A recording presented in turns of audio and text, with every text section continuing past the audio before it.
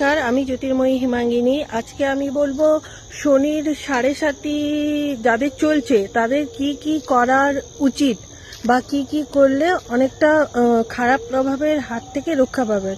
সবার প্রথম হচ্ছে যে যাদের শনির 7.5 চলছে তারা কি করবেন, সবার আগে দুধ চা খাওয়া অ্যাভয়েড করুন। দুধ চা খেলে কিন্তু শনির 7.5 প্রভাব আরও বাড়বে, কারণ শনি চন্দ্র একসাথে কনজাংশন করার কারণে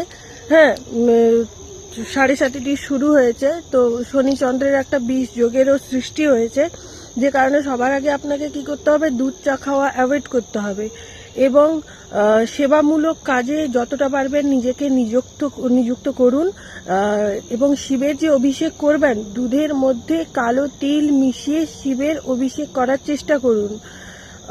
পরবর্তীকালে আমি এই শনি 7.5 নিয়ে আরও অনেক টোটকার কথা বলবো, তো এইগুলো মেনটেন করে চলার চেষ্টা করবেন। দেখবেন শনির 7.5 প্রভাব কিন্তু খুবই বাজে, তো সেটার থেকে অনেকটা নিজেকে বাঁচাতে পারবেন।